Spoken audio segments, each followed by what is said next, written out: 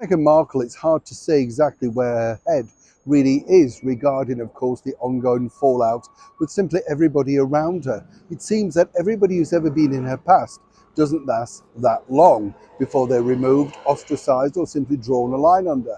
None worse, of course, for her father, Thomas Markle, seemingly a man, we don't know both sides of the story, but seemingly a man who did his very best to bring up his daughter to make sure that she achieved every goal that she wanted to achieve.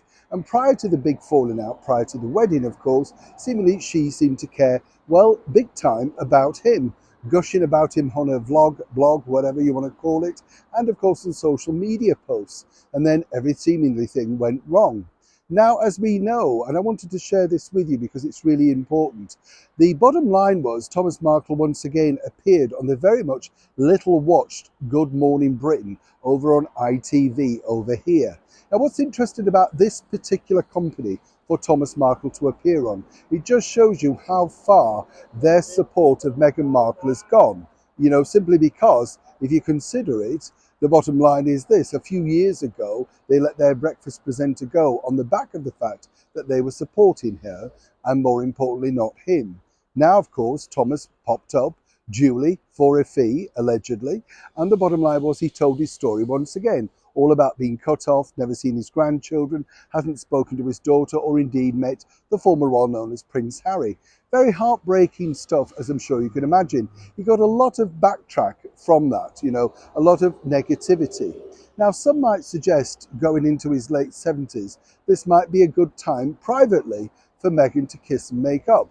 As ever, you know, it's interesting to report because as we saw, Meghan and Harry took to the stage over at the Invictus Games, gushing about the closeness of family, empathy, kindness, all the usual claptrap that they seemingly want to spout, all the while steering clear away from it regarding own members of their own family, including, of course, Prince Harry, who refused to meet his father up in Balmoral, seemingly because he couldn't fit it into his schedule, or indeed he's still awaiting that very much vaulted apology for him and his wife, and apparently the terrible way that the media, the British monarchy, everybody's treated them.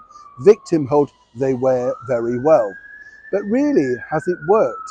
Well, it's a really tricky point now for Meghan and Harry's very expensive PR team. A while back, you would have had a lot of sympathy for them, you know, but now not the case. But their PR team have, I've been told by a very good source, and as ever, we have to say allegedly, spoken to them about how badly this is playing out on their public image. According to that good source, both Harry and Meghan dismiss it as simply something that will blow over, people have heard it, fed up of hearing it, that sort of thing. They have no plans to reconnect with Thomas Markle in any shape or form. Isn't that a very sad indicament of exactly what they spout about in their mantra, getting on a stage and talking about compassion and goodwill?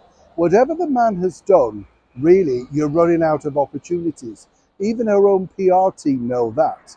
But of course, Meghan plays by her own rules. And the bottom line is it won't be Meghan picking up the pieces, should, of course, she not reconcile and the inevitable happen. It will be the PR team. And no doubt Meghan's already got that rather exclusive story stored up. Either way, Good Morning Britain didn't look good, Thomas Markle didn't look good, but more importantly, Meghan Markle and Prince Harry look worse than ever. I'd love to know what you truly think to this ongoing story. Is this the worst case of story of a family falling out that you've ever seen, particularly with Thomas and Meghan? Somebody somewhere knows the truth. Why is he not telling that truth? Seemingly he has. So it's Meghan who's hiding. What do you think? Neil Sean in the very heart of London.